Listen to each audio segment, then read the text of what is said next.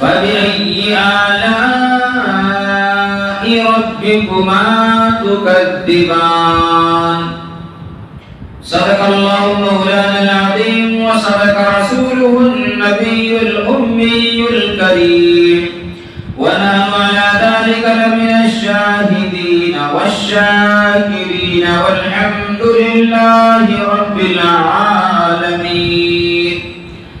درود شریف پڑھیے. اللهم صل على محمد وعلى آل محمد كما صليت على إبراهيم وعلى آل إبراهيم إنك حميد مجيد. اللهم بارك على محمد وعلى آل محمد كما باركت على إبراهيم وعلى آل إبراهيم إنك حميد مجيد. میرے محترم بزرگوں اور دوستوں حاضرین جمعہ،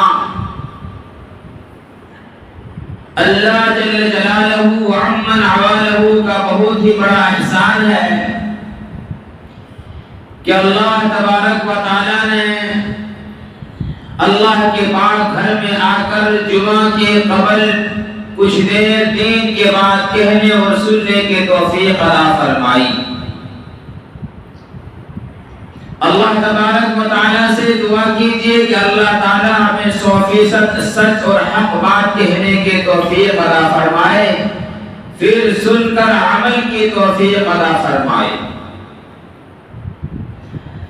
اللہ تبارک و تعالی کا بہت ہی بڑا احسان ہوا، کرم ہوا، ان کا فضل ہوا کہ ایک بہت بڑے اللہ تبارک و تعالی نے جو روزہ ہم پر فرض کیا تھا انسانوں کے اوپر، اس چیز کو لوگوں نے ادا کیا.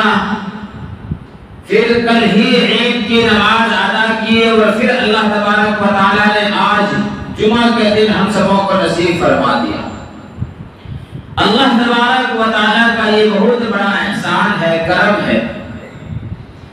دوستو، اللہ تبارک و تعالی نے سورہ رحمان کے اندر ایک ہی لفظ تقریباً 31 مقام پر فرمایا کہ فَبِأَيِّ آلَاءِ رَبِّكُمَا تُكَذِّبَانِ.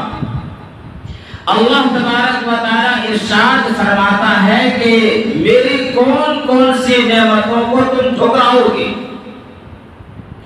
ہم اور آپ اگر اللہ کی نعمتوں پر غور کریں گے تو صبح سے لے کر شام تک اللہ تبارک و تعالی رحمتوں کی بارش کی طرح رحمت برساتی رہتی ہے. اللہ تبارک و تعالی نے ہم سبوں کو یہ نعمتیں دی ہے.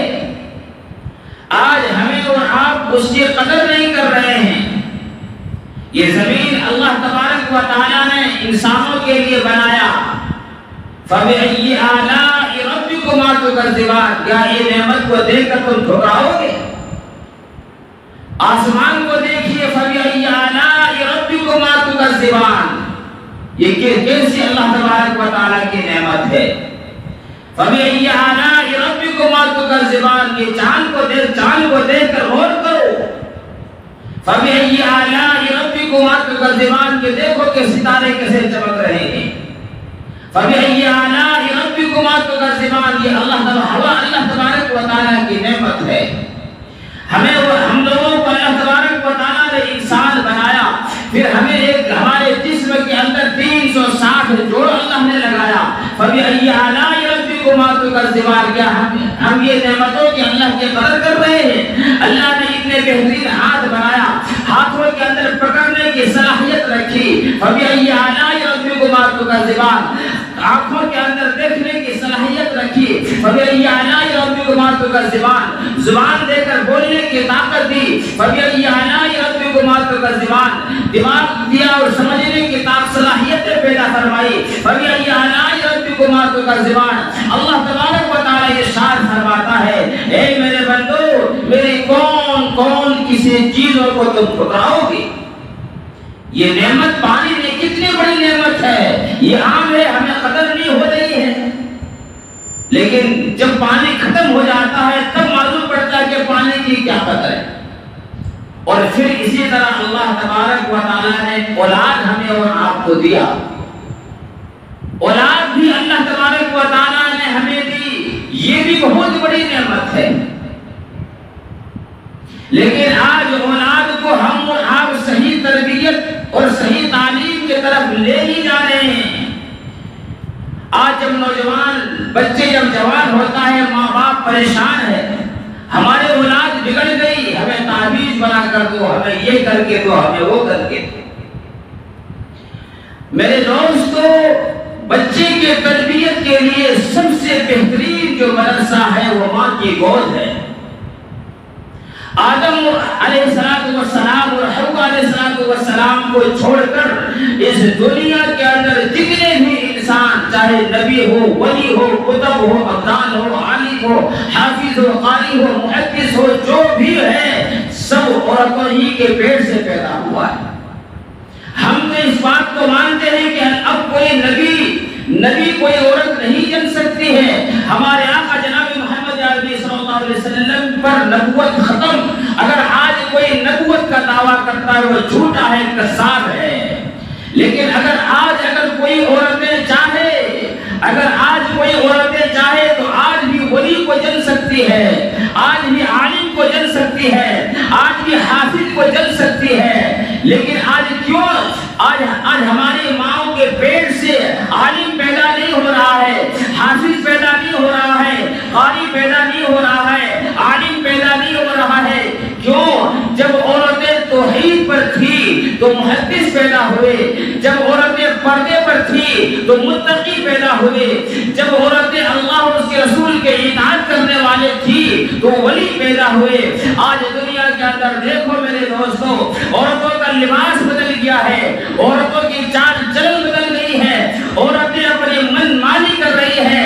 آج نبی نے جو طریقہ بتایا ہے ایسے لباس ہماری ماں بہنوں کو پہننا پسند نہیں ہے، اس لیے آج ان کے پیٹ سے ولی پیدا نہیں ہو رہے ہیں بلکہ بدماش پیدا ہو رہے ہیں۔ اللہ کے رسول صلی اللہ علیہ وسلم نے ارشاد فرمایا، اگر عورتیں اتنی چست لباس پہنتی ہیں جس سے اس کے بدن کی نمائش کہاں موٹی ہے کہاں پتلی ہے، اگر ایسی کپڑا پہنتی ہے، ایسا کپڑا پہننا اس عورت کے لیے حرام ہے۔ اور اگر اتنی باریک کپڑا پہنتی ہے جس سے اس کی بدن نظر آنے لگے، یہ بھی عورتوں کے لیے حرام ہے۔ اور اگر کوئی عورت اگر مرد والی لباس پہنتی ہے یہ بھی ان کے لیے حرام ہے۔ یہ تین طرح کی جو لباس عورتیں پہنتی ہیں یہ حرام ہے، حرام ہے، حرام ہے۔ آج ہمارے گھروں کے اندر جو اپنے آپ کو دیندار سمجھتا ہے، جو اپنے آپ کو پیسے والا سمجھتا ہے، آج ان کے گھر کے اندر یہی تینوں لباس پائی جاتی ہے۔ آج جو اسلامی لباس ہمارے ماں بہنوں کے اندر جو تھی وہ لباس چھٹ گئی ہے۔ آج ہمارے عورتیں بے حیائی ہو گئی ہیں، لوگ بچے جو اس کے پیٹ سے پیدا ہوتے ہیں وہ بے حیا پیدا ہو گئے۔ میرے دوستو، میرے نوجوانوں اور میرے سننے والے مائیں بہنیں، اپنے کردار کو بدلو، اپنے اخلاق کو بدلو۔ آج عورتیں نشے کرتی ہیں اور افسوس اس بات کی ہے وہ نشے والی چیز جو پڑیا کھاتی ہے وہ چھوٹے بچوں سے منگاتی ہے۔ آج اس بچے سے تم وہ سامان منگا رہے ہو، وہ نشے والی چیز تم اپنے بچے سے منگا رہے ہو، وہ بچے دیکھ رہا ہے، وہ بچے تم تو آج پڑیا کھا رہے ہو اور تمہارے اولاد شراب پیے ہیں۔ باپ بیڑی سگریٹ منگا رہا ہے اپنے بچے سے، وہی بچہ پھر آگے چل کر شرابی بنتا ہے۔ کیوں؟ امام غزالی رحمۃ اللہ علیہ فرماتے ہیں کہ جو چیز ماں باپ کو دیکھتا عورتیں بچہ معصوم ہے، گود میں ہے، بول نہیں سکتا، کاغذ کی طرح ہے، لیکن جو کام ماں اور باپ کرتے ہیں وہ ان کے آنکھ اور کان کے راستوں سے اس کے دماغ اور دل کے اندر آ کر بیٹھ جاتا ہے، پھر بڑے ہو کر وہ بچہ وہی کام کرتا ہے۔ میرے دوستوں بزرگوں، خواجہ قطب الدین بختیار کاکی رحمہ اللہ سے کون واقف نہیں ہے؟ کتنے بڑا ولی ہے، متقی ہے، یہ سب جانتے ہیں. ان کے بچپن کی حالات کو پڑھو, تاریخ بتاتی ہے. خواجہ قطب الدین بختیار کاکی, یہ کاکی جو لفظ ہے یہ ہندی لفظ ہے, اس کے معنی آتے ہیں روٹی کی. اور دلی کے اندر قطب مینار جو ہے اسی کے نام سے بنایا گیا. بہت بڑے پہنچے ہوئے اللہ کے سچے ولی ہیں. اگر انہیں کے بارے میں بولیں گے تو بہت وقت لگے گا. ان کا بچپن کا میں ایک واقعہ آپ کے سامنے رکھا.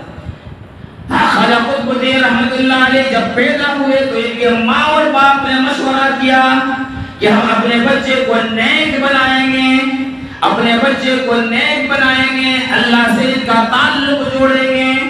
ان کے باپ کہتا ہے کہ کیسے تم اس کو نیک بناؤ گے؟ کہا کہ میں اس کے ایمان کو مضبوط بناؤں گی. کون کہتا ہے؟ خواجہ قطب الدین رحمۃ اللہ علیہ کی والدہ. یہ بچہ جب چلنے کے قابل ہوا تو جب سمجھدار ہوا تو بچے کو مدرسے کے اندر داخلہ کرایا.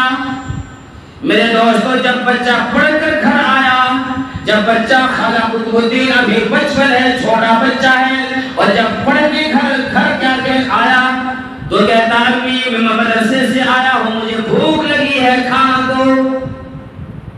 اس کی امی کہنے لگی کہ بیٹا مجھے بھی اور تجھے بھی اور تیرے باپ کو تمام کائنات کو اللہ کھلاتا ہے.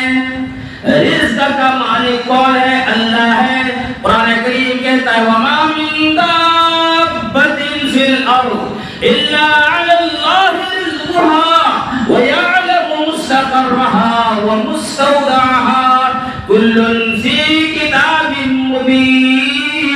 دنیا کے اندر جتنے بھی کھانے والے چیز ہے, روح ہے, جان ہے, چاہے زمین کے اندر ہو, چاہے ہوا کے اندر اڑ رہا ہو, چاہے زمین کے اوپر ہو, چاہے سمندر کے اندر ہو, یہ تمام چیزوں کے مالک اللہ تبارک و تعالی نے رزق کا وعدہ فرمایا ہے. اور میرے دوستوں, کم و بیش اللہ تبارک و تعالی نے 18,000 مخلوقات کو پیدا فرمایا. 18,000 مخلوقات کو اللہ تبارک و تعالی روزی دیتا ہے. ایک انسان ہے جو صرف پیسہ کماتا ہے, ایک انسان ہے جو پیسہ کماتا ہے, باقی کوئی مخلوق پیسہ نہیں کماتی. لیکن ایک انسانی ہے, کتنوں بھی اللہ نے دے دیا اس کے لیے پیٹ نہیں بھرتا, باقی سب مخلوق اللہ کا شکر ادا کر رہے ہیں. سب کو اللہ کھلاتا ہے, اور کوئی کمانے نہیں جاتا ہے کہیں, کوئی پیسہ نہیں کماتا ہے سوائے انسان کے. خواجہ قطب الدین رحمۃ اللہ علیہ کی والدہ کہنے لگی بیٹا اللہ سے مانگو. میری ماں, میں اللہ سے کیسے مانگوں گا؟ میں اللہ کو تو جانتا نہیں, اللہ کو دیکھا نہیں ہوں, اللہ سے کیسے مانگوں گا؟ اماں نے فرمایا بیٹا یہ لوٹا اٹھاؤ, پانی بھرا ہوا ہے, وضو کرو. بیٹا وضو کرو اور مصلی بچھاؤ اور 2 رکعت نماز پڑھ کر اللہ سے دعا کرو, یا اللہ ہمارے حصے کا جو رزق ہے, ہمارے حصہ کا جو کھانا ہے وہ ہمیں عطا فرما. کہا کہ یہ کرنے سے اللہ رزق دیتا ہے؟ فرمایا ہاں. میری ماں نے بہنیں, میرے دوستوں ذرا سنو, وہ ماں کتنے نیک ہوگی, اپنے بیٹے کو ایمان کیسے مضبوط کرنے لگی. فرمایا جب یہ خواجہ قطب الدین رحمۃ اللہ علیہ لوٹا اٹھایا, وضو کیا اور مصلی کے اندر چلا گیا, نماز پڑھنے لگا, اتنے میں اس کی ماں بہترین کھانا بناتی ہے اور ایک کمرے کے اندر رکھ دیا. نماز پڑھا, کہا کہ اماں میں تو نماز پڑھ لیا ہوں, اللہ نے کھانا کہاں ہمارا رکھا ہے, ہمیں رزق کیسے, ہمیں رزق کہاں, ہمارا حصہ کا رزق کہاں ہے؟ امی جان نے کہنے لگے بیٹا دیکھو تو صحیح, کہیں کسی روم کے اندر, کسی مکان کے اندر تمہارا حصہ کا کھانا اللہ رکھ دیا ہوگا, کہ جاؤ اس روم کے اس کمرے کے اندر دیکھو. خواجہ قطب الدین رحمۃ اللہ علیہ بھی بچپن ہے میرے دوستو, وہ کمرے کے اندر جاتا ہے, 1-2 سوال اٹھایا, دیکھا کہ ایک پلیٹ کے اندر کھانا اچھی طرح رکھا ہوا ہے. کہنے لگے امی کھانا مجھے مل گیا ہے, اللہ نے میرے حصے کا رزق ہم کو دے دیا. امی کہنے لگے دیکھا بیٹا میں نے کہا تھا نا اللہ دیتا ہے, اس کو تم کھاؤ. میرے دوستو یہی سلسلہ چلتا رہا.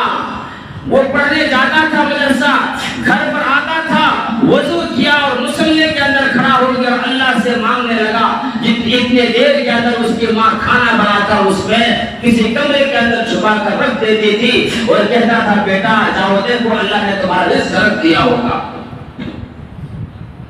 میرے دوستو ایک دن اتفاق ایسا ہوا، خواجہ قطب الدین رحمت اللہ علیہ کے رشتہ داروں میں شادی کا تقریب تھا، اس کی ماں چلی گئی، بچہ مدرسہ چلا گیا پڑھنے کے لیے، شادی کے اندر دیر ہو گئی، نکاح ہونے میں دیر ہو گئی۔ اس کی ماں کو پتا چلا کہ جو مدرسہ سے میرا بچہ آتا تھا اس کا آنے کا تو ٹائم ہو گیا ہے اور میں بھی یہاں ہوں۔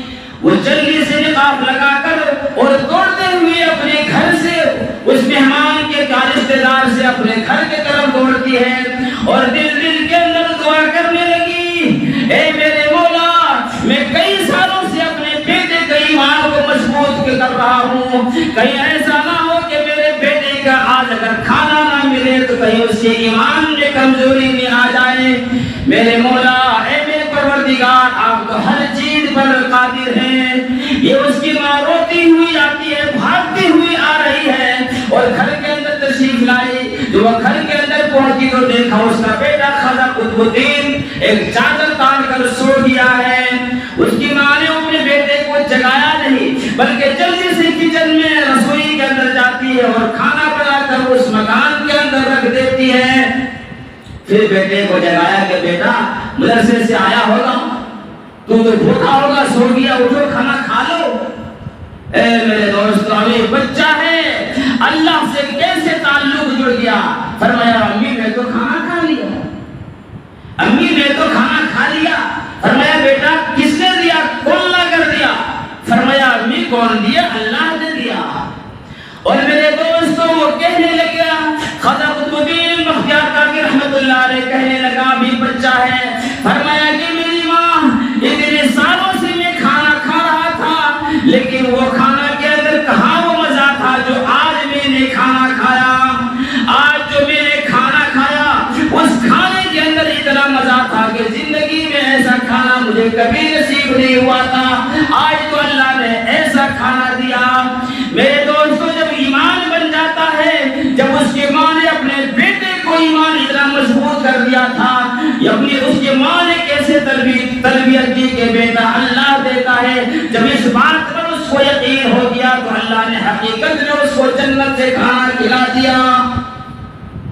آج دیکھ لو، آج میرے دوستو ہمارے ماں بہنیں بے پردگی ہو گئی ہے، آج توحید سے ہٹ گئی ہے۔ آج ہمارے دنیا کے اندر آج عالم نہیں پیدا ہو رہے ہیں، آج حافظ پیدا نہیں ہو رہے ہیں، آج صدقہ خیرات کرنے والے کم پیدا ہو رہے ہیں، آج زکات ادا نہ کرنے والے پیدا ہو رہے ہیں۔ کیوں کہ جب وہ بے پردگی ہو گئی ہے، وہ اخلاق اس کے اخلاق نہیں ہے، اس لیے سارے کے سارے نظام الٹا ہو گیا ہے۔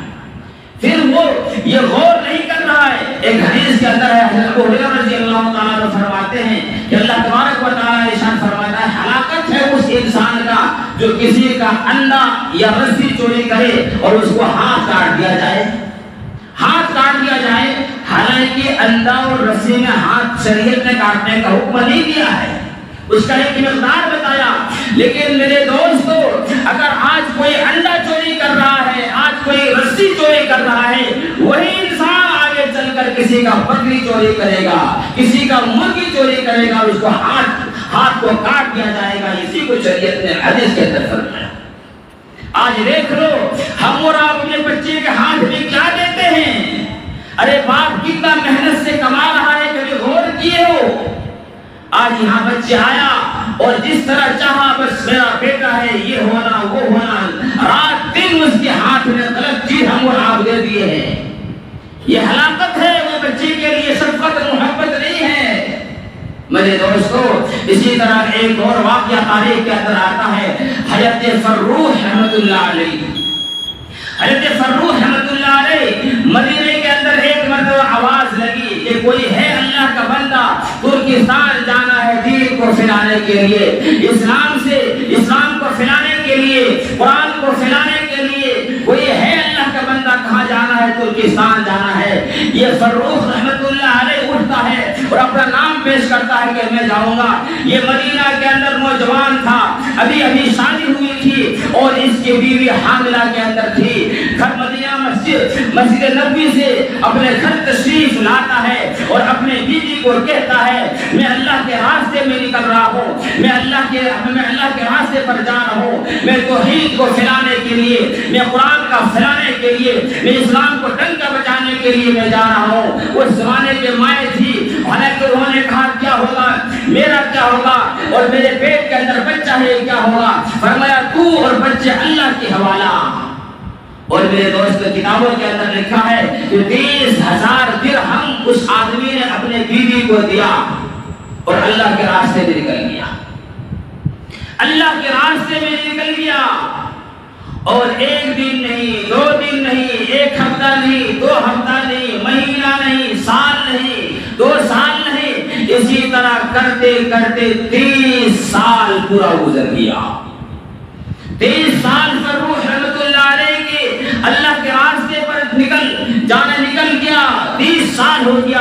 کبھی خبر آتا ہے، یہ ٹیلی فون کا دور نہیں تھا، واٹس ایپ کا دور نہیں تھا، فیس بک اور میسنجر کا دور نہیں تھا، کبھی کہتا ہے کوئی انتقال ہو گیا، کبھی خبر آتا ہے کہ شہید ہو گیا، کبھی کہتا ہے کہ زندہ ہے۔ اور میرے دوستو اسی طرح عرصے کرتے کرتے 30 سال گزر جاتا ہے اور ادھر لڑکا پیدا ہو گیا، ادھر لڑکا جوان ہو رہا ہے، اور جو باپ جو اللہ کے راستے میں کیا دین چلانے کے لیے، وہ ادھر بوڑھا، اس کو ضعیف ہو رہا ہے، بڑھاپا ہو رہا ہے اور بیٹا جوان ہو گیا۔ میرے دوستوں بزرگوں اسی طرح کرتے کرتے 30 سال گزر گیا۔ 30 سال کے بعد فروخ رحمت اللہ علیہ ترکستان سے مدینہ تشریف لاتا ہے۔ عشاء کی نماز ہو گئی، لوگ اپنے گھروں کے اندر چلا گیا۔ میرے دوستوں ذرا اس واقعہ کو دھیان سے سنیں۔ 30 سال کے بعد مدینہ شہر کے اندر آتا ہے، ساری چیزیں بدلی ہوئی ہیں اور آنکھوں کے اندر اس کی روشنی بھی کمزور ہو گئی ہے، بڑھاپا چھا گیا۔ جب جا رہا تھا تو اللہ کی یہ نور کالی تھی، جب آ رہا ہے تو یہ سفید ہو گیا ہے، کمر جھک گئی۔ جا رہا تھا تو جوان تھا، آ رہا ہے تو کمر جھک گئی، بڑھاپا چھا گیا۔ میرے دوستو اسی طرح کرتے کرتے آہستہ جاتے جاتے اپنے گھر کے دروازہ تک پہنچا۔ اس دن اتفاقاً ایسا تھا کہ اس کے گھر کا دروازہ کھلا ہوا ہے اور ایسے ہی گھوڑا لے کر گھوڑے سمیت کیا کہیں داخل گھر کے اندر ہو گیا داخل۔ اس کا بیٹا جوان تھا اور نوجوانوں اس کا بیٹا جوان تھا۔ اللہ اکبر، اس کا بیٹے نے اس بوڑھا آدمی کو، ضعیف آدمی کو، فروخ رحمت اللہ علیہ کو پکڑتا ہے۔ کہا کہ کتابوں کے اندر تاریخ کے اندر آتا ہے کہ غریبان پکڑ لیا، اب کس طرح پکڑا ہوگا میرے دوستو وہ تو جہاں اللہ عالم۔ انہوں نے غریبان پکڑ لیا اور فرمایا اے چچا جان، ایسا آپ کو دیکھنے میں خوبصورت لگتے ہو، نیک لگتے ہو، لیکن کسی کے گھر میں بے اجازت داخل ہو گئے، تمہیں معلوم نہیں یہ پردے والے کی گھر ہے، آپ کیسے داخل ہو گئے؟ میرے دوستو فروخ رحمت اللہ علیہ فرماتے ہیں بیٹا مجھے معاف کر دو، بیٹا مجھے صحیح طریقے سے دیکھا ہی نہیں کیا، ایسا میں سمجھا کہ شاید یہ میرا ہی گھر ہے، یہ شاید کہ یہ میرا ہی گھر ہے۔ اب پھر وہ جوان تھا اور کہنے لگا کہ ایک تو چوری اور پھر سینہ چوری، ایک تو ہمارے گھر کے اندر آپ داخل ہو گئے اور کہتا ہے کہ یہ میرا ہی گھر ہے۔ اتنے میں اس کی ماں دوسرے کمرے میں دوسرے کمرے میں سوئی ہوئی تھی۔ اچانک دروازہ کو کھولا اور اس طرح غور کر کے دیکھتا ہے فروخ رحمت اللہ علیہ کی طرف۔ میرے دوستو وہ 30 سال جو پہلے کا جو پرانی جوانی تھا وہ کئی 2-4 شکل کے اندر اس کی عورت کے دماغ کے اندر آ گیا اور اس اپنے لڑکے کو کہنے لگا جس کا نام تھا ربیعہ، فرمایا اے ربیعہ تم کس کو جھڑک رہے ہو، کس کو تم کیا بتا رہے ہو، شرم کرو، اس کے پاؤں میں گرو، یہ تمہارا باپ ہے۔ کہا یہ میرے باپ ہے، فرمایا ہاں یہ میرا باپ ہے۔ میرے دوستو وہ پاؤں میں کے اندر گر جاتا ہے، وہ لڑکا وہ پاؤں کے اندر گر جاتا ہے اور معافی مانگنے لگتا ہے۔ اور پھر رات کافی ہو گیا تھا، وہ بچہ جا کر سو جاتا ہے۔ یہ دونوں میاں بیوی 30 سال کے بعد گھر آیا، میاں بیوی بات کرتے رہا اور رات ہو گئی۔ مدینے کے اندر اللہ اکبر اکبر کی آواز آ گئی، فجر کی نماز، اللہ اکبر کی صدا آنے لگی۔ فروغ رحمت اللہ علیہ کہتے ہیں میں جاتا ہوں نماز پڑھنے کے لیے، اور میں اپنے بیٹے کو بھی کہا کہ یہ تمہارا بیٹا ہے ربیعہ جو تو نے حمل جانے کے ٹائم جو اپنے پیٹ کی میرے پیٹ کے اندر تھا، یہ وہی بچہ ہے۔ میرے دوستوں خصوصی طور پر میں اپنی ماں بہنوں کو کہنا چاہتا ہوں، دیکھو جب جو نیک بنتی ہے تو لڑکے کیسے نیک پیدا ہوتے ہیں۔ حضرت فروغ رحمت اللہ علیہ مدینہ مسجد نبی کے اندر جاتا ہے، فروغ رحمت اللہ رابعہ اس کا بیٹا پہلے کہ مدینے کے اندر پہنچ گیا، نماز ہو رہی تھی، وہ نماز پڑھ لیا فروغ رحمت اللہ علیہ۔ اس کے بعد نماز کے بعد سیدھے اللہ کے رسول کے روزے پر جاتا ہے۔ اس زمانے میں مسجد نبوی اور روزہ تھوڑا فاصلے پر تھا، اب تو ایک ہی جگہ کر دیا۔ وہاں جا کر صلاۃ و سلام پڑھتا ہے۔ اس کے بعد جب وہاں صلاۃ و سلام پڑھ کر مسجد نبوی کے اندر آیا تو دیکھا کہ مسجد نبوی بھرا ہوا ہے، اور ایک نوجوان خوبصورت نوجوان ہے جو حدیث کا درس دے رہا ہے۔ وہ فروغ رحمت اللہ علیہ اسی درس کے اندر بیٹھ جاتا ہے اور درس کو سننے لگتا ہے۔ جب درس ختم ہو جاتا ہے وہ میرے دوست فروغ رحمت اللہ علیہ ایک لڑکے سے ایک آدمی سے پوچھتا ہے یہ درس دینے والا کون ہے، یہ اتنا خوبصورت ہے، یہ نبی کا درس مسجد نبوی کے اندر دینے والا کون ہے؟ وہ لڑکا وہ آدمی کہنے لگا چچا جان ایسا لگتا ہے کہ آپ مدینے کا نہیں ہیں، آپ اس کو نہیں جانتے ہیں، اس امام کو آپ نہیں جانتے ہیں۔ فرمایا بیٹا میں ہوں تو مدینے ہی کا، ہوں تو میں مدینہ کا، لیکن کئی عرصے کے بعد آیا ہے، یہ تو بتاؤ کون ہے؟ کہا کہ یہ ربیعہ ہے، یہ ربیعہ ہے، اور اس کو خوب تعریف کیا، اس کی خوب تعریف کیا۔ جب اس کی تعریف کو سن لیا، سعودی کے عرب کے اندر دستور ہے کہ بیٹے اور باپ کا نام بتاتے ہیں، بیٹے اپنا نام بتانے کے ساتھ بیٹے کے نام بھی بتاتا ہے۔ انہوں نے صرف ربیعہ کہا، فرمایا بیٹا تو نے تو صرف ربیعہ کہا، اس کے باپ کا کیا نام ہے؟ کہا کہ اس کا باپ کا نام تو اس کا باپ کوئی فروخ تھا، فروخ نام تھا، وہ اللہ کے راستے میں نکل گیا، نہ جانے کہ وہ شہید ہو گیا ہے یا انتقال ہو گیا ہے، کوئی خبر نہیں ہے۔ میرے دوستو یہ کون تھا؟ وہاں سے وہ روتا ہوا فروخ رحمت اللہ علیہ روتا ہوا اپنے بیوی کے پاس آتا ہے اور ان کا شکریہ ادا کرتا ہے۔ فروخ رحمت اللہ علیہ نے پوچھا کہ میں جب جا رہا تھا تو اس کو 30,000 درہم دیا تھا، وہ کیا تھا؟ فرمایا وہ 30,000 جو تو نے مجھ سے سوال کیا آنے کے بعد وہ پیسے کیا تھا؟ یہ پیسہ تمہارا بیٹا پر میں نے خرچ کیا، مسجد نبوی کا امام بنایا۔ میرے دوستو امام ابو حنیفہ رحمت اللہ علیہ کے استاد، امام مالک رحمت اللہ علیہ کے استاد، سفیان ثوری رحمت اللہ علیہ کے استاد بنا کون؟ ربیعہ بن فروخ رحمت اللہ علیہ۔ یہ کس کی تربیت تھی؟ یہ کس کی تربیت تھی؟ باپ کی تربیت نہیں تھی، ماں کی تربیت تھی۔ میرے دوستو اے میری مائیں بہنیں، اپنے بچوں کو اپنے اولاد کو صحیح تعلیم دو۔ آج تمہارے سب سے جو پہلا مدرسہ ہے وہ تمہارے گود ہے۔